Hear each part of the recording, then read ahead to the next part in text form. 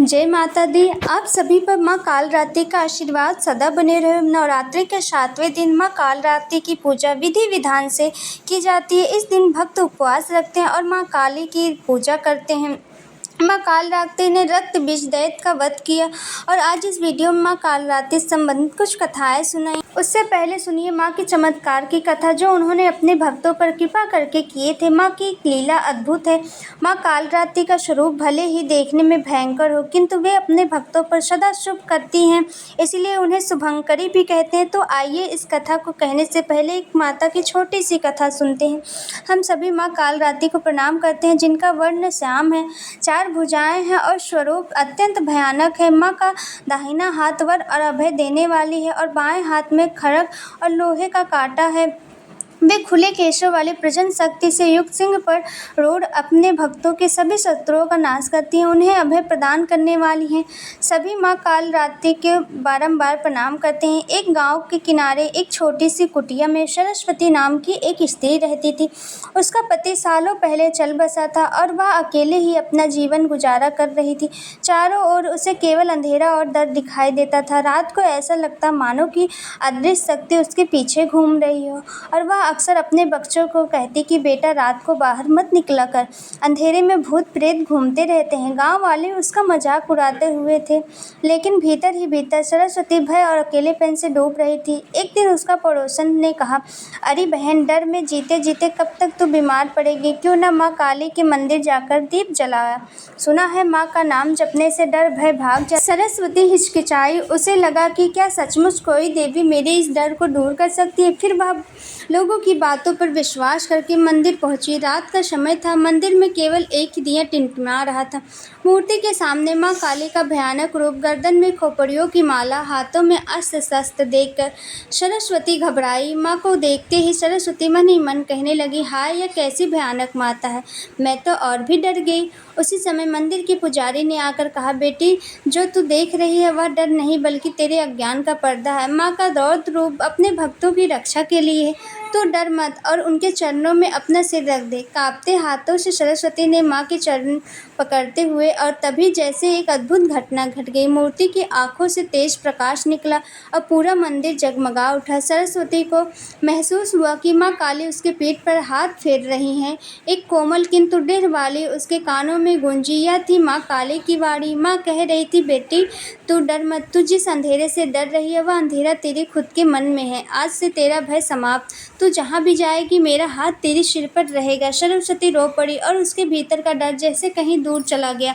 उसी दिन के बाद सरस्वती कभी भयभीत नहीं हुई, ना तो अंधेरे से, ना अब किसी लोगों की बातों से। गांव वाले देखते कि वह अकेले मंदिर जाती, निर्भय होकर काम करती, दूसरों को भी समझाते समझाते कहा करती, डर बाहर नहीं अंदर है तुम्हारे। माँ काली की शरण में जाओ, जो भी जाएगा उसका अनजाना भय मिट जाएगा। अब गांव के कई लोग उसकी बातें सुनकर माँ काली की भक्ति से जुड़ गए। वैसे तो एक छोटी सी कहानी, एक छोटा सा प्रसंग है, लेकिन वर्तमान समय में जाने कितने लोग ऐसे ही अनजाने भय से जूझ रहे हैं। बिना कुछ घटित हुए भी लोगों के मन में अनजाना सा डर समाया रहता है, चाहे अपने को खोने का डर, चाहे अनहोनी घटित होने का डर। मैं अक्सर डरते रहते हो। उन्हें माँ काली के सच्चे मन की पूजा करनी चाहिए। केवल माँ कालरात्रि ही अब जो अपने भक्तों के मन का हर प्रकार का भय दूर कर सकती हैं। एक बार दारुक नाम के असुर ने ब्रह्मा जी से प्रश्न कर लिया। उनके द्वारा दिए गए वरदान से वह देवों और ब्राह्मणों को प्रलय की अग्नि के समान दुख देने लगा। उसने कहा, सभी धर्म अनुष्ठान बंद कर दिए जाएं, स्वर्गलोक में भी अपना राज स्थापित कर लिया जाए। तब सभी देवी देवता श्री ब्रह्मा जी और विष्णु जी के धाम पहुँचे। ब्रह्मा जी ने बताया कि यह दुष्ट तो केवल एक स्त्री के हाथों ही मारा जाएगा। तब ब्रह्मा जी विष्णु सहित सभी देव स्त्री रूप धारण कर दुष्ट दारू के युद्ध करने गए, परंतु वह दैत्य अत्यंत बलशाली था। उसने उन सभी को परास्त कर भगा दिया। ब्रह्मा विष्णु समेत सभी देव भगवान शिव के धाम कैलाश पर्वत पर पहुँचे तथा उन्हें दैत्य दारू के विषय में बताया। भगवान शिव ने उनकी सभी बात सुनकर माँ पार्वती जी की ओर देखा और कहा, हे कल्याणी, जगत के हित के लिए और दुष्ट दारू के वध के लिए मैं तुमसे प्रार्थना करता हूँ। यह सुनकर माता पार्वती जी मुस्कुराई और अपने एक अंश को भगवान शिव को सौंप दिया, जिससे माँ भगवती के माया से इंद्र आदि देवता और ब्रह्मा ब्रह्मा जी ने नहीं देख पाए और उन्होंने देवी को शिव के पास ही बैठा देखा। माँ भगवती का यह अंश भगवान शिव के शरीर में प्रवेश कर उनके कंठ में स्थित विष से अपना आकार धारण करने लगा। विष के प्रभाव से वह काले वर्ण में परिवर्तित हो गई और भगवान शिव ने उस अंश को अपने भीतर महसूस कर अपना तीसरा नेत्र खोला। उनके नेत्र द्वारा भयंकर विकराल रूपी काले वर्ण वाली माँ काली उत्पन्न हुई। माँ काली के ललाट में तीसरा नेत्र और चंद्र रेखा थी। कंठ में कराल वृक्ष का चिन्ह था और हाथ में त्रिशूल था। नाना प्रकार के अस्त्र थे। आभूषण और वस्त्रों से वह सुशोभित थी। माँ काली के भयंकर और विकराल रूप को देखकर देवता और शुद्ध लोग भागने लगे। माँ काली की केवल हुक्कार मात्र से ही दारुक समेत सभी असुर सेना जलकर भस्म हो गए। माँ के क्रोध की ज्वाला से संपूर्ण लोक जलने लगा और उसके क्रोध से संसार जलते देख भगवान शिव ने एक बालक का रूप धारण कर लिया। भगवान शिव शमशान में पहुँचे और वहाँ लेटकर जोर जोर से रोने लगे। जब माँ काली ने शिव स्वरूपी उस बालक को देखा तो उनके मन में उस बालक के प्रति वात्सल्य और प्रेम उमड़ पड़ा। उस बालक को अपने हृदय से लगा लिया और उन्हें स्तनपान कराने लगी। भगवान शिव ने दूध के साथ भी क्रोध का पान कर लिया और उनके इस क्रोध की इस प्रकार 8 मूर्ति बनी जो क्षेत्रपाल कहलाई। भगवान शिव जी द्वारा माँ काली का क्रोध पी जाने के कारण वह मूर्छित हो गई। कहा जाता है कि तब देवी की मूर्छा दूर करने के लिए भगवान शिव ने तांडव किया। मूर्छा दूर होने पर माँ काली ने जब शिव की नृत्य करते देखा तो वह भी नृत्य करने लगी, जिस कारण उन्हें योगिनी भी कहा गया। श्री दुर्गा सप्तशती में महिषासुर नाम के दैत्य के वध के समय माँ भद्रकाली की कथा का वर्णन मिलता है कि युद्ध के समय महाभयानक दैत्य समूह देवी को रणभूमि में आते देख उनके ऊपर ऐसे बाणों की वर्षा करने लगे मानो बादल मेरु गिरी है, शिखर पर पानी की धार बरसा है। तब देवी ने अपने बाणों से उस बाण समूह को अनायास ही काटकर उसके घोड़े और साथियों को भी मार डाला। साथ ही उसके धनुष और अत्यंत ऊंचे ध्वजा को भी तुरंत काट गिराया। धनुष कट जाने पर उसके अंगों को अपने बाणों से बीध डाला और भद्रकाली ने त्रिशूल का प्रहार किया। उससे राक्षस के त्रिशूल के सैकड़ों टुकड़े हो गए। वह महादैत्य प्राणों से हाथ धो बैठा।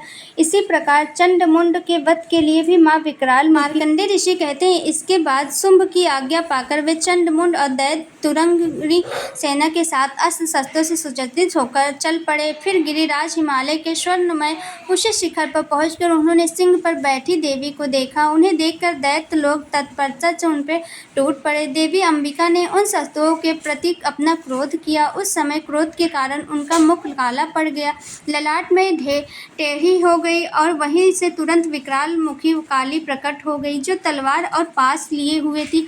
वे विभिन्न खंडवार धारण किए और चीते के चर्म की साड़ी पहने नर मुंडों की माला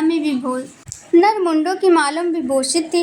उनके शरीर का मांस सूख गया था, केवल हड्डियां का ढांचा था जिससे वे अत्यंत भयंकर जान पड़ती थी। उनका मुख बहुत विशाल था। जीभ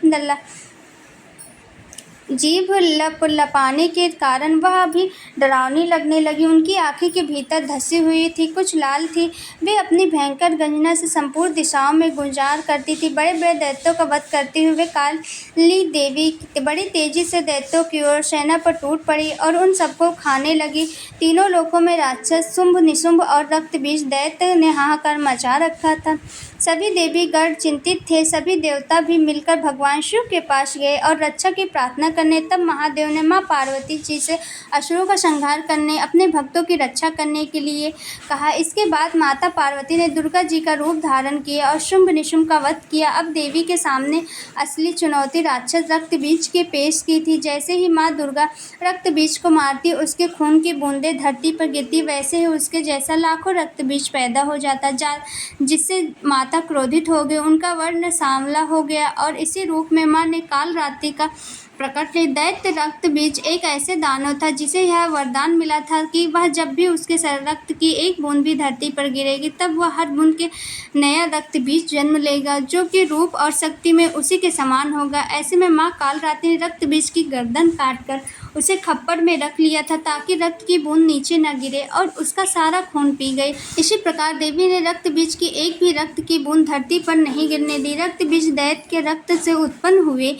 जितने भी रक्त बीज बीज थे वे सब माँ की जीभा पर उत्पन्न होते गए और माँ उन सबका भक्षण करती गई। इसके बाद देवी ने रक्त बीज को, जिसका रक्त चामुंडा ने पी लिया था, ब्रज, बाढ़, खंड और बृहद आदि से मार डाला। राजन, इस प्रकार शास्त्रों के समुदाय में आहत रक्तहीन हुआ वह महादैत्य रक्त बीज पृथ्वी पर गिर पड़ा, जिससे देवताओं को अपार हर्ष हुआ। रक्तपान के माध्यम से उद्धत सा होकर नृत्य करने लगे। महादैत्य रक्त बीज का रक्तपान करने का माँ काली का नाम रक्त दंडिता भी पड़ गया। यह थी माँ काली की संपूर्ण कथा। प्रेम से बोलिए माँ काली की जय। आशा करते हैं कि आज की कथा आपको पसंद आई होगी, तो चैनल को लाइक और सब्सक्राइब जरूर कीजिएगा। जय माँ काल रात्रि, हर हर महादेव।